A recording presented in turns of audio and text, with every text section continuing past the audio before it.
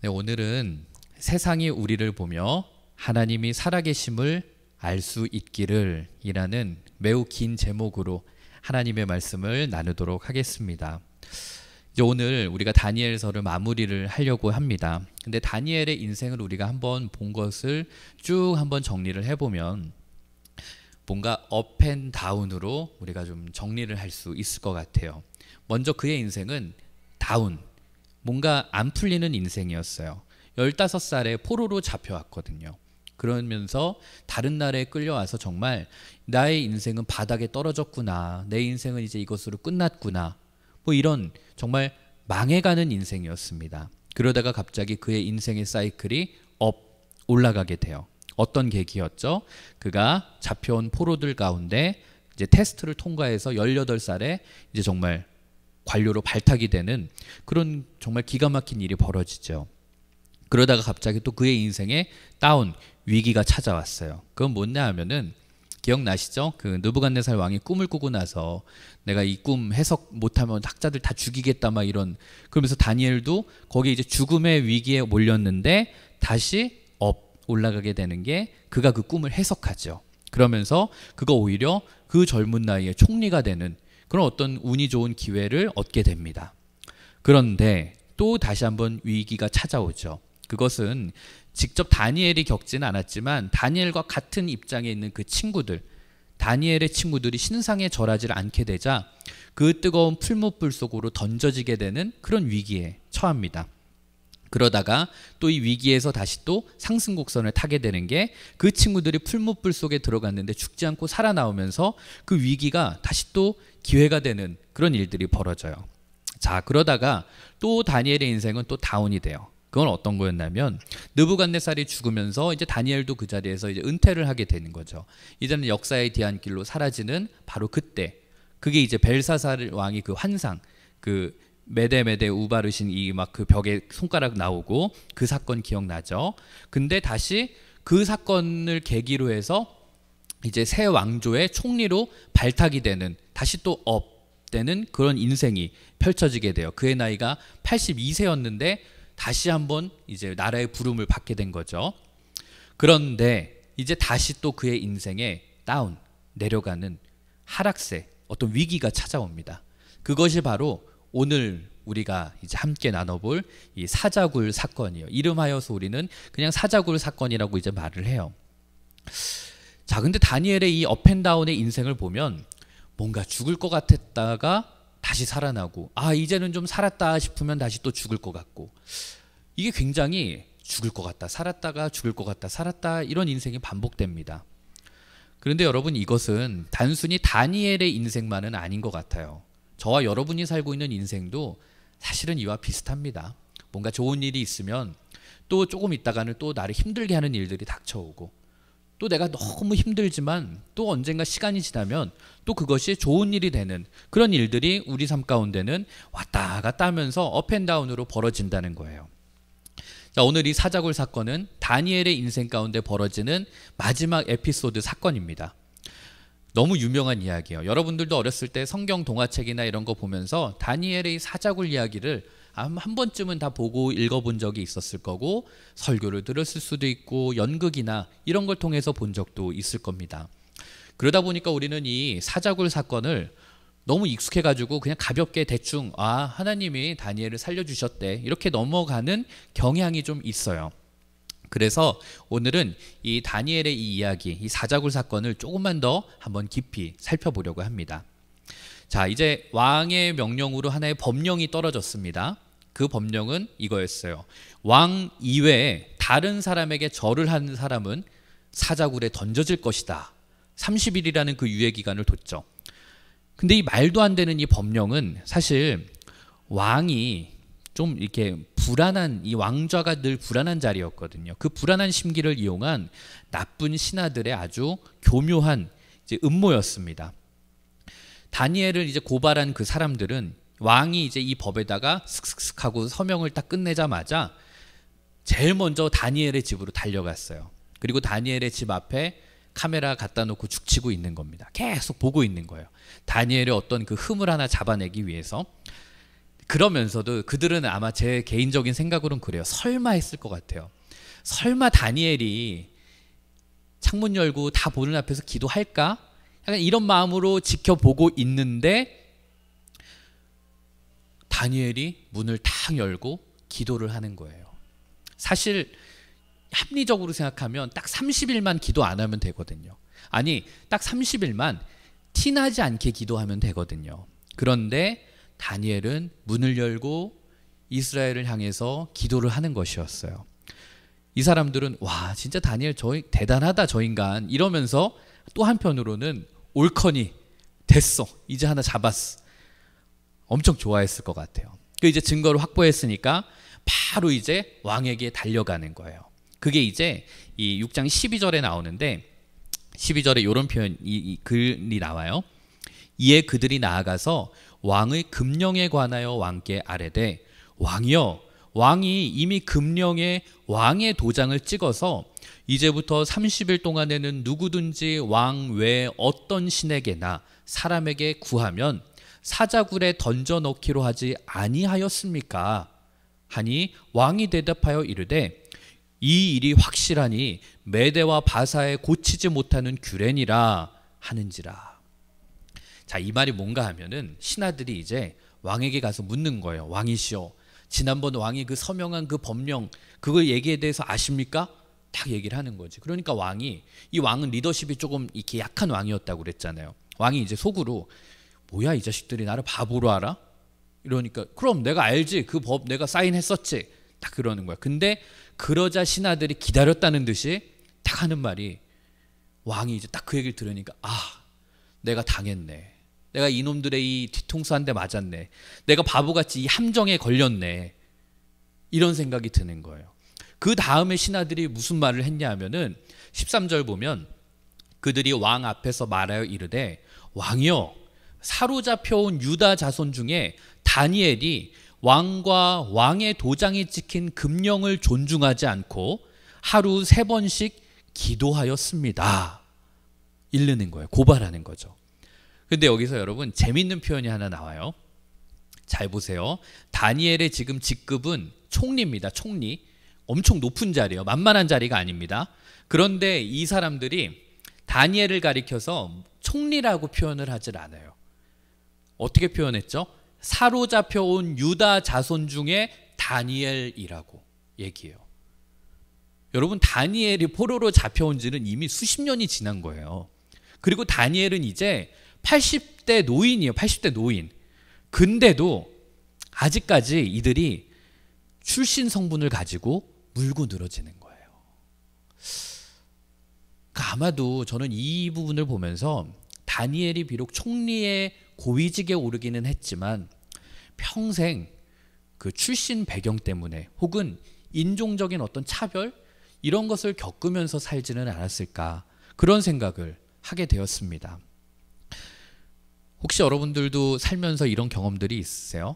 뭐 우리 집안 혹은 우리 부모님의 어떤 직업, 아니면 내가 사는 동네, 뭐 학벌, 아직 여러분, 글쎄 여러분들이 사는 지금 학교 시대에는 제가 잘 모르겠는데 혹시라도 그런 경험이 있거나 아니면 그런 게 걱정이 되거나 하는 친구들 있다면 너무 그런 거 걱정하지 마세요. 너무 그런 걸로 흔들리지 마세요. 왜냐하면 오늘 이 다니엘을 보세요. 다니엘도 평생 그런 공격들, 그런 무시, 그런 걸 이겨내면서 결국은 그 자리까지 버티고 올라갔던 거예요. 그러니까 여러분들 살면서도 내가 혹시라도 그런 것 때문에 부당한 차별을 받거나 전혀 그런 걸로 두려워하지 말고 나는 하나님이 함께하고 계시다라는 그런 마음으로 용기를 갖고 나아갔으면 좋겠습니다. 자, 왕이 이 신하들의 말을 이제 다 듣고 나서 이제야 이 자식들의 그 음모를 알아차린 거예요. 그럼 그렇지, 이 자식들이 막 이러면서 이제 왕이 막 울분을 토하는 거죠. 사실 이 신하들은 다리오 왕을 조금 뭔가 높여주고 대단하게 띄워주는 것처럼 했지만 사실 그 안에는 다니엘을 끌어내리려고 왕을 이용한 것이었어요. 이게 사실 제일 기분 나쁘잖아요. 우리가 뭔가 누군가에게 이용당했다고 느껴질 때 제일 우리들이 자존심 상하고 기분이 나쁜데, 왕이 지금 다 그런 꾀임에 빠져가지고 이용당한 거예요. 왕이 근심에 빠졌습니다. 14절을 한번 볼게요. 왕이 이 말을 듣고 그로 말미암아 심히 근심하여 다니엘을 구원하려고 마음을 쓰며 그를 건져내려고 힘을 다하다가 해가 질 때에 이르렀더라. 이렇게 나왔어요. 여러분 여기 보면 왕이 근심했다 이렇게 돼 있는데, 제가 이제 찾아보면서 영어 성경을 보니까 영어 성경에 재밌는 표현이 있더라고요. 앵글이라는 단어를 써요. 그러니까 왕이 화가 났다는 거예요. 저는 이게 그럴만하다라는 생각이 들었어요. 얼마나 뭐 다른 놈들은 둘째치고 스스로에게 얼마나 화가 났겠어요. 내가 이런 꾀임에 빠졌다니. 그러면서도 내 어떤 충신이었던 다니엘을 지금 죽게 만든 이 함정에 걸린 자기가 너무 화가 나고 속상하고 답답하고 막 한심했을 것 같다는 거예요.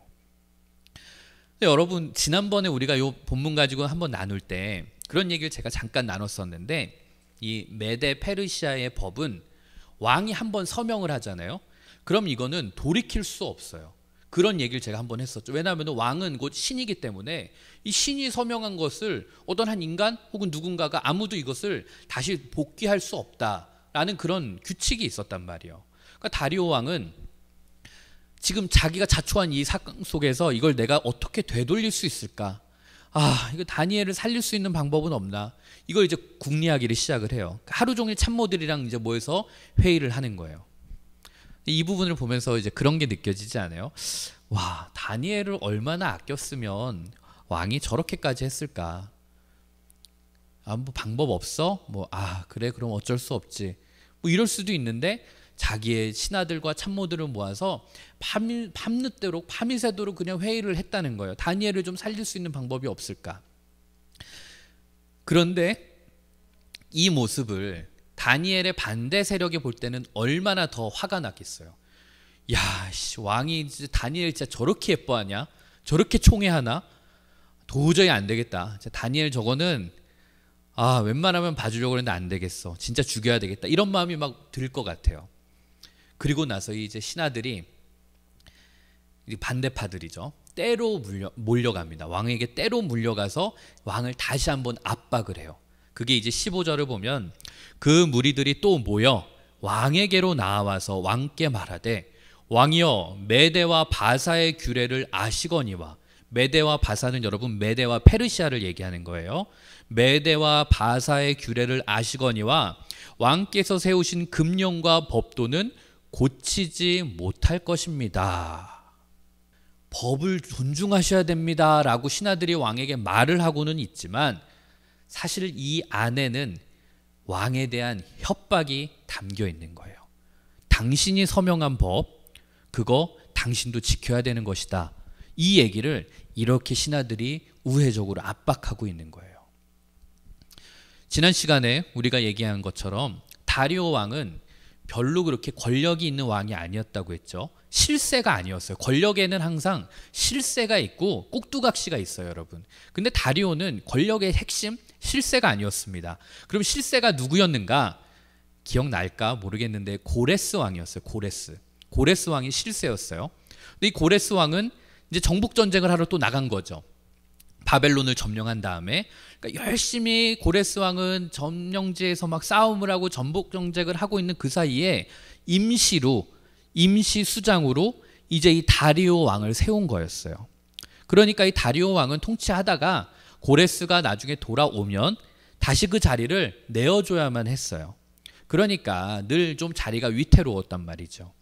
그런 상황 속에서 어느 날 신하들이 와가지고, 왕이시여, 우리가 왕을 30일 동안 높이는 그런 기간을 갖겠습니다. 이렇게 얘기를 한 거예요. 그러니까 얼마나 기뻤겠어요. 그러니까 이제 이 녀석들이 나를 좀 존중해 주는구나, 이런 마음으로 서명을 했던 거죠. 아무 생각 없이. 그랬는데 그게 이 다리오 왕의 유일한 충신이었던 다니엘을 죽게 만든 그런 함정에 빠지게 된 거였어요. 결국 다리오 왕도 어떠한 방법을 찾아봤지만 구할 방법을 찾지 못했습니다.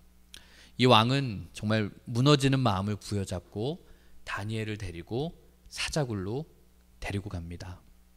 그런데 그 사자굴로 다니엘을 보내면서 이 다리오 왕이 하는 말이 참 의미심장해요. 그게 뭐였냐면 16절입니다. 이에 왕이 명령하매 다니엘을 끌어다가 사자굴에 던져 넣는지라. 왕이 다니엘에게 이르되 너가 항상 섬기는 너의 하나님이 너를 구원하시리라. 여러분, 이 왕은 이방인이었어요. 그리고 하나님을 믿는 사람도 아니었어요. 불신자였어요. 근데 이런 왕도 다니엘의 그 믿음을 인정해주고 있는 모습을 우리들은 발견하게 됩니다. 저는 여러분들에게 한번 묻고 싶어요. 여러분 다 이제 크리스천이고 그리스도인이고 교회를 다니는 사람이에요. 근데 여러분들이 크리스천이라고 할 때 과연 여러분 주위에 있는 사람들도 여러분들의 신앙, 여러분들의 믿음, 여러분들이 크리스천이라는 것을 인정해 줄까요? 저는 그 생각을 하게 됐어요. 이제 서울에 있는 한 교회, 제가 참 좋아하는 교회인데 이름 그냥 얘기해도 될 것 같아요. 저희 합정동에 있는 100주년 기념교회라는 곳이 있어요. 거기는 지금은 제가 모르겠어요. 근데 몇 년 전까지만 해도 목사로 이력서를 낼 때 혹은 전도사로 이력서를 낼 때 뭐가 필요하냐면 가족의 추천서가 필요해요. 가족의 추천서.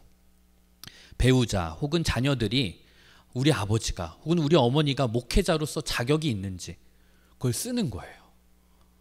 와, 그러니까 만약에 아버지가 막 사역을 엄청 열심히 하고 가정 교회에서 일 되게 잘하고 막 사람들에게는 훌륭한 목사님이라고 해도 집에서 만약에 내 자녀들이나 아내나 이런 사람들한테 함부로 대하고 그러면 그런 사람은 목회자로서 자격이 없다라는 거예요. 저는 그런 상상을 한번 해봤어요. 오늘날 교회에서 권사님들 혹은 장로님들 이렇게 직분을 받으시잖아요. 그때 만약에 교회가 그분이 계신 직장 혹은 그분의 이웃 이런 사람들에게 가서 설문지를 한번 돌려보는 거죠. 아무개 권사님이 이제 장로가 되시는데 정말 이분은 그런 사람으로서 자격이 있나요? 만약에 이렇게 추천서를 받고 그리고 직분을 준다면 한국교회 안에 어떤 일이 생길까? 저는 아마 지금 한국교회 안에 있는 장로님 권사님의 수가 한 10분의 1로 줄어들지는 않을까? 그런 생각을 좀 해봅니다. 근데 저는 여러분들이 이 말씀을 보면서 그런 생각을 해봤으면 좋겠어요. 나는 지금 교회 안에서 너무 좋은 크리스천으로 신실한 청소년으로 인정받고 그러고 사랑을 받고는 있지만 지금 내가 속한 세상 속에서 내가 있는 학교에서 내 어떤 공동체 속에서 나는 지금 어떤 크리스천으로 평가를 받고 있는가. 근데 여러분 다니엘은 교회를 안 다니는 사람, 불신자가 보기에도 신실한 하나님의 사람이었습니다. 그러니까 다니엘에게 왕이 말하는 거죠. 너가 항상 섬기는 너의 하나님이 너를 구원하시리라. 왕은 이렇게 얘기했던 거예요. 자, 마침내 다니엘은 이제 사자굴로 여러분 던져져요. 딱 요 순간에서 멈춰지면 좋겠는데 진짜로 사자굴로 던져집니다. 그리고 병사들은 큰 돌을 가져다가 그 앞을 막아버립니다. 이제 다니엘은 도망칠 공간이 없어요. 철저한 어둠, 철저한 공포, 어떤 개인의 절망의 나락 속으로 떨어진 거예요. 한번 보세요, 여러분. 다니엘의 인생 속에서 저는 가장 큰 위기의 순간이라고 생각해요. 그동안 겪어왔던 고난보다 저는 이 고난이 훨씬 더 크다고 생각하거든요. 여러분, 왕의 어떤 이 문제들은 말이라도 통하잖아요. 근데 사자랑 대화를 하겠어요? 이 난폭한 사자랑 내가 무슨 차분히 앉아서 협상을 하겠어요? 그거 안 되잖아요. 누가 봐도, 세상 사람들 누가 봐도 이제는 다니엘의 인생은 끝난 거예요. 그리고 왕이 그렇게 밤을 새서 애를 썼는데도 못 구한 거잖아요. 그럼 이제 방법은 없어요. 세상적인 방법도 없단 말이에요. 그런데 여러분, 다니엘은 여기서 흔들리지를 않아요. 우리 드라마 생각해 보세요. 드라마. 막 누군가가 억울한 누명을 쓰고 사약을 받아야 되는 그 상황. 혹은 누군가가 막 억울한 누명을 쓰고 막 교수형 막 이렇게 처형장으로 끌려갈 때 우리 드라마 장면 기억나잖아요. 그래, 나를 죽여라 이러고 가지 않잖아요. 너희들이 나를 이렇게 할 수가 있어? 내가 너희들을 어떻게 했는데? 이 못된 놈들 막 이러면서 막 소리 지르고 막 몸부림치고 나중에 천벌을 받아라 막 이러고 그럴 것 같은데 다니엘은 그러질 않았다는 거예요. 어떻게 아냐고요? 그런 말 했으면 여기 다니엘이 뭐라고 한마디라도 끄적였겠죠, 여러분. 근데 없어요. 다니엘은 진짜 무슨 그냥 순한 어린 양이 끌려가듯이 도살장 끌려가듯이 그냥 조용히 가요. 근데 저는 다니엘의 마음속에는 하나님이 나와 함께하고 계신다라는 마음의 확신이 있었기 때문에 그래서 조금도 요동치지 않는 그 흔들림 없는 마음, 그걸 가지고 사자굴로 초연하게 들어가지는 않았을까. 하나님이 나를 살리시겠지, 어떻게든 하시겠지, 여기까지 나를 이끌어 오셨는데, 그리고 설령 내가 저 안에서 죽어도 그래도 나는 하나님 곁으로 가는 거고, 어떤 그런 마음에 확신이 있었기 때문에 그는 당황하지 않았다는 거죠. 여러분, 시편을 보면 그런 말씀이 있죠. 여러분, 우리가 푸른 초장 쉴만한 물가를 거닐어도 주님이, 예수님이 나와 함께하고 계시다라는 확신이 없으면 우리는 불안해집니다. 그러나 우리가 사망의 음침한 골짜기를 거닐고 있어도 주님이 나와 함께하고 계시다라는 확신이 있으면 우리는 담대할 수 있는 거예요. 이게 시편의 23편 4절을 보면 이 말씀인 거예요. 내가 사망의 음침한 골짜기로 다닐지라도 해를 두려워하지 않을 것은 주께서 나와 함께 하심이라. 주의 지팡이와 막대기가 나를 안위하시나이다. 이렇게 되어 있어요. 여러분, 여기 주의 지팡이와 막대기라고 되어 있잖아요. 목동들의 그 지팡이를 모습 기억나세요? 목동들이 갖고 다니는 지팡이 보면 끝에가 이렇게 고리처럼 되어 있어요. 잘 생각해 봐요. 우산 손잡이 같이. 그 왜 고리처럼 되어 있는 줄 아세요? 진짜예요, 이거는. 양이 다른 데 가잖아요. 그러면 그 막대기로 양의 목을 탁 걸어서 끌고 오는 거예요. 그러니까 여러분들이 설령 하나님을 멀리 떠나고 하나님 곁에서 하나님을 벗어나서 잘못된 길을 가더라도 하나님은 하나님의 지팡이로 여러분들을 심지어 말로 안 들으면 목을 끌어서라도 데리고 오신다라는 거예요. 그렇기 때문에 여러분들이 지금 혹시 사자굴 같은 위기에 처해 있는 분들도 있을 거고, 아니면 여러분의 인생을 살다 보면 오늘 말씀이 생각나는, 진짜 그때 목사님이 얘기했던 다니엘이 사자굴에 던져진 상황이 정말 이런 건가? 라는 그런 순간이 여러분들에게 찾아올 수도 있어요. 근데 그때 오늘의 말씀이 기억났으면 좋겠어요. 흔들리지 마세요. 담대하세요. 왜냐하면 하나님이 나와 함께하고 계신다라는 것만 우리가 확실하게 부여잡고 있으면 그 사자굴은 사자굴이 아닌 겁니다. 여러분, 다니엘이 이제 사자굴에 들어갔잖아요. 근데 이게 참 보면 되게 마음이 그래요. 이제 왕이 그러고 나서 마음이 편치가 않은 거예요. 그 왕이 식음을 전폐합니다. 왕이 아무것도 못 먹어요. 그게 이제 우리가 읽었던 18절이에요. 왕이 궁에 돌아가서는 밤이 새도록 금식하고 그 앞에서 오락을 그치고 잠자기를 마다하니라. 여러분, 이 오락은 게임 그거 아니에요. 막 유흥, 술 마시고 막 놀고 노래 부르고 이런 것들 아무것도 안 하고 밥도 안 먹고 자숙하면서 그렇게 조용히 기다리고 있었다는 거예요. 그쵸. 이거 보면 참 신기하죠. 다리오랑 다니엘이 같은 다시잖아요. 재미없죠. 다리오랑 다니엘이 혈육도 아니고 형제도 아니에요. 무슨 부모 자식 간의 관계도 아니고. 근데 다리오 왕이 너무 다니엘을 아끼는 게 여기서 느껴지잖아요. 자, 그런데 이게 이유가 있어요. 우리가 얘기하잖아요. 다리오 왕은 그렇게 안정적인 권력의 왕이 아니었어요. 그래서 늘 주변에 있는 신하들이 이 다리오 왕을 업신여기고 조금 무시하는 경향이 있었습니다. 임시 권력자였으니까요. 그래서 외로웠어요. 그런데 다니엘만큼은 달랐다는 거예요. 다니엘은 어느 쪽, 어느 권력에도 서지 않고, 그렇다고 어떤 사심이 있는 것도 아니고 인품도 바르고 일도 잘했어요. 그러니까 권력의 어떤 눈치를 보면서 아부하고 아첨하는 그런 사람이 아니라 진짜 믿을 만한 신하였던 거예요. 그러니까 다리오 왕 입장에서는 신하였지만 아끼고 존경할 수밖에 없었던 거예요. 자, 근데 여러분 다니엘의 이 생애를 한번 잘 보세요. 다니엘은 이렇게 보면 절대 사람에게 아부하지 않습니다. 막 누구에게 로비를 하고 아부를 하고 그렇게 안 하는데, 근데 상사들한테, 주변에 있는 사람들한테 늘 인정을 받으며 살아요. 기억나요? 황관장이 다니엘을 예뻐했고요. 그리고 나중에는 왕의 시위대장도 다니엘을 아꼈어요. 그리고 왕이었던 느부갓네살도 다니엘을 예뻐했고요. 그리고 오늘 보면 이 다리오 왕도 다니엘을 너무 예뻐하고 아꼈어요. 이걸 쫙 보면 여러분 이 다니엘이 성공할 수 있는 이유는 절대 아부를 잘해서가 아니었습니다.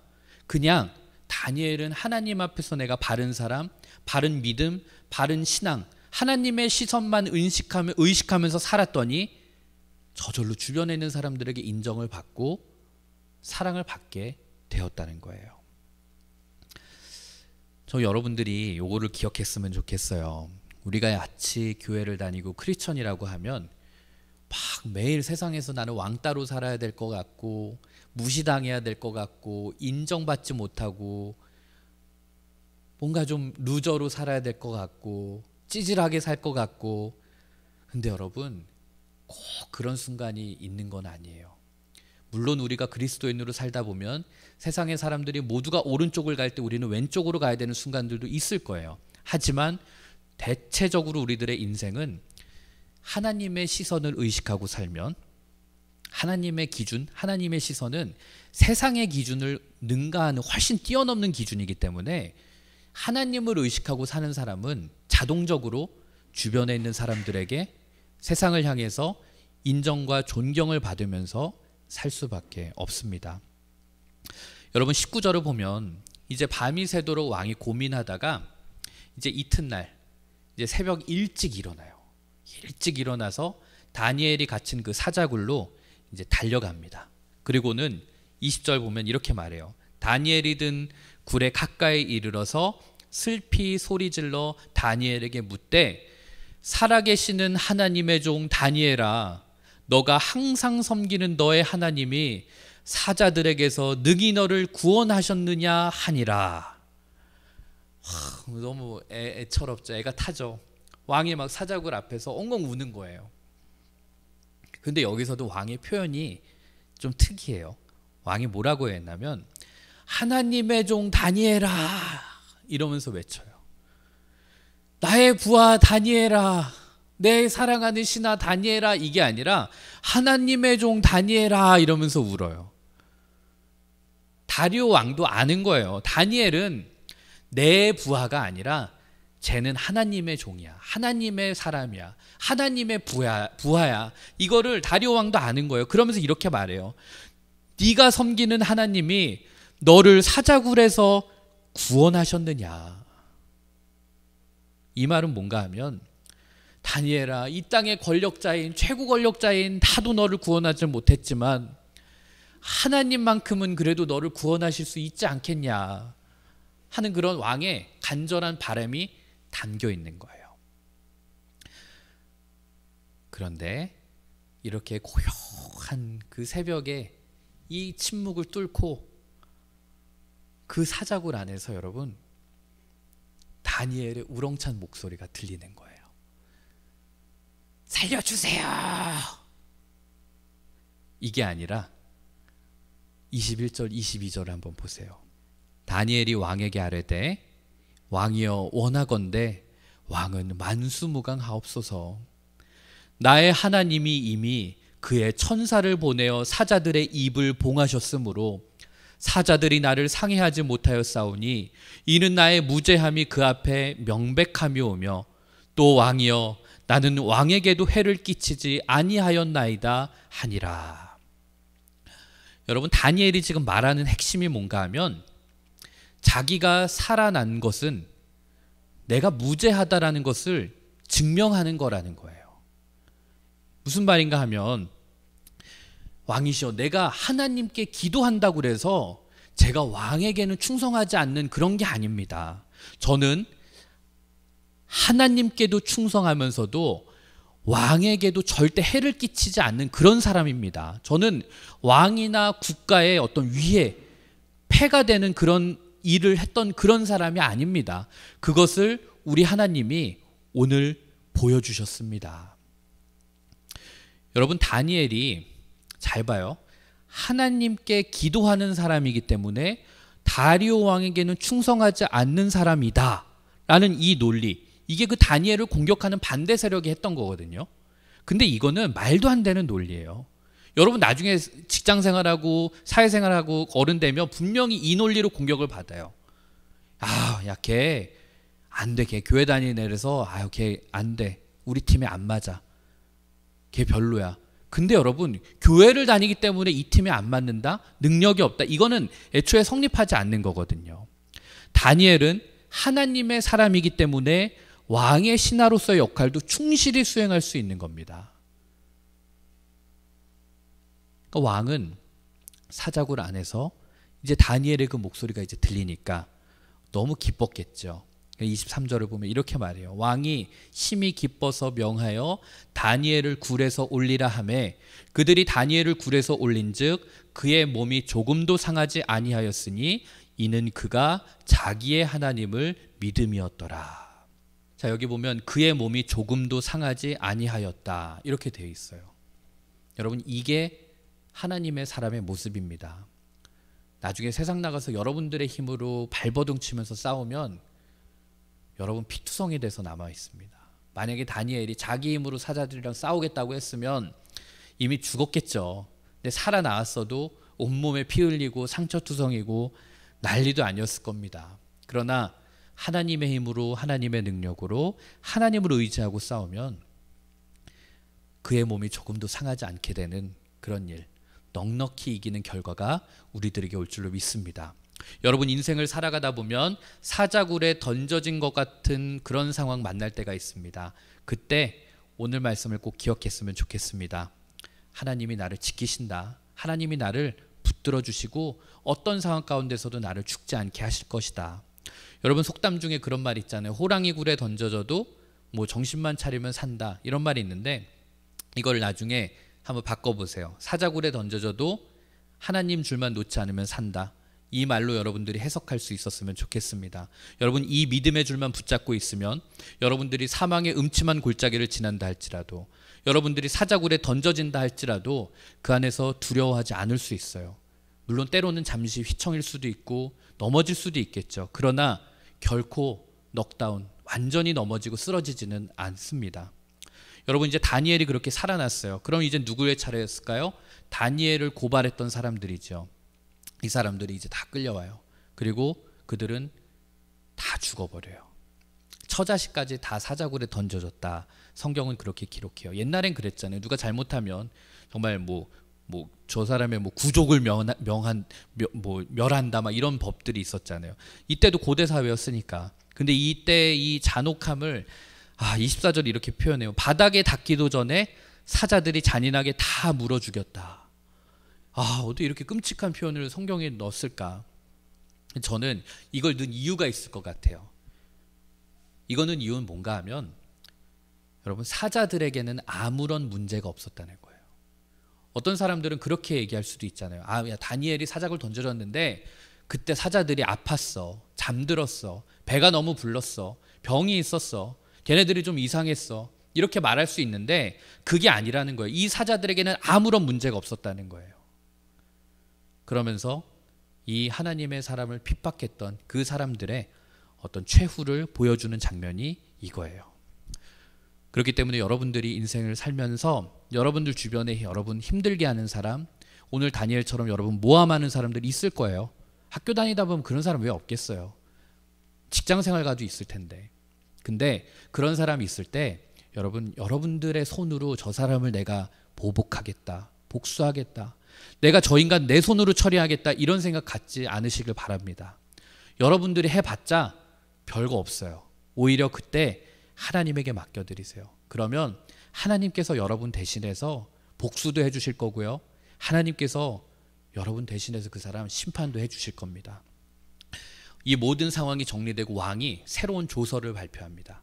그게 이제 26절, 27절인데 내가 이제 조서를 내리노라. 내 나라 관할 아래에 있는 사람들은 다 다니엘의 하나님 앞에서 떨며 두려워할지니 그는 살아계시는 하나님이시오 영원히 변하지 않으실 이시며 그의 나라는 멸망하지 아니할 것이요 그의 권세는 무궁할 것이며 그는 구원도 하시며 건져내기도 하시며 하늘에서든지 땅에서든지 이적과 기사를 행하시는 이로써 다니엘을 구원하여 사자의 입에서 벗어나게 하셨음이라 하였더라. 자, 다리오 왕이 새롭게 발표한 이 조서인데 여기를 보면 다니엘을 구원하신 하나님에게 초점이 맞춰져 있다는 것을 우리는 알 수 있습니다. 마치 모르고 보면 하나님을 찬양하는 찬송시 같아요. 어떻게 이 불신자가 다리오 왕이 성경도 한번 제대로 안 읽어봤을 텐데 교회도 예배당도 한 번도 안 가봤을 텐데 그렇게 하나님을 찬양할 수 있었을까? 그것은 다리오 왕은 성경 한 번 안 보고 예배당 한 번 가보지 않고 설교 한 번 안 들어봤지만 다니엘을 보면서 하나님을 볼 수 있었던 거예요. 다른 신하들처럼 아부하느라고 권력에 줄 서느라고 정치하느라고 그렇게 충성하는 모습들, 그냥 30일만 기도 안 하면 살 수 있는데 그럼에도 불구하고 하나님을 향해서 충성을 다하고 기도하는 그 모습, 게다가 사자굴에 던져졌는데도 죽지 않고 살아나는 그 모습을 보면서 다리오 왕은 다니엘을 보면서 살아계신 하나님을 보게 되었다는 거예요. 저는 오늘 제목 말씀처럼 여러분들 삶을 통해서 여러분 주위에 있는 교회 안 다니는 사람들이 저는 여러분들을 통해서 하나님을 볼 수 있었으면 좋겠어요. 여러분들을 보면서 하나님 살아계시구나, 정말 하나님 계시구나, 이걸 느끼는 그런 삶이 되었으면 좋겠습니다. 고린도후서 3장 3절을 보면 이런 말씀이 있습니다. 너희는 우리로 말미암아 나타난 그리스도의 편지니 이는 먹으로 쓴 것이 아니요 오직 살아계신 하나님의 영으로 쓴 것이며 또 돌판에 쓴 것이 아니요 오직 육의 마음판에 쓴 것이라. 뭔가 하면 바울 사도가 고린도 교인들에게 이렇게 얘기하는 거예요. 너희가 그리스도의 편지다. 그러니까 너희가 이 땅에 하나님의 영광을 보여주는 도구들이야. 이 얘기를 고린도 교인들에게 한 거예요. 마찬가지예요, 여러분. 저와 여러분들의 삶이 그리스도의 편지고 세상에 우리가 보여주는 모습이 바로 예수님의 모습이라는 거예요. 그리고 나서 이 마지막 구절이 그 사건 이후에 다니엘의 인생은 힘차게 빛났다. 이것을 28절이 보여주는데 이 다니엘이 다리오 왕의 시대와 바사 사람 고레스 왕의 시대에 형통하였더라. 자, 여기서 형통이라는 말이 나와요. 형통이라는 말은 그 이후로 승승장구하고 잘됐다, 이 단순히 오래 살고 부귀영화를 누렸다 이런 의미가 아니에요. 그의 인생 가운데 물론 어려움도 있었지만 그 어려움을 매 순간마다 극복해 나가면서 그는 하나님과 함께 승리하는 삶을 살았다는 겁니다. 문제가 없었다는 거 아닙니다. 매번 시련이 그에게 찾아왔지만 그 시련보다 더 강하고 큰 하나님의 은혜로 그것을 뚫고 그것을 번창해 나갔다는 거예요. 그러니까 시대가 바뀌고 정권이 바뀌고 내 주변에 있는 상황과 환경은 늘 바뀌어도 다니엘의 삶은 흔들리지 않을 수 있었다는 거예요. 오늘 이제 다니엘 마지막인데 다니엘의 생애를 한 성경 말씀으로 요약할 수 있을 것 같아요. 여러분 예레미야 17장 5절에서 8절을 보면 저는 이게 다니엘의 인생을 이렇게 요약할 수 있겠구나 라고 봤어요. 우리 같이 한번 읽어보도록 하겠습니다. 시작. 여호와께서 이와 같이 말씀하시니라. 무릇 사람을 믿으며 육신으로 그의 힘을 삼고 마음이 여호와에게서 떠난 그 사람은 저주를 받을 것이라.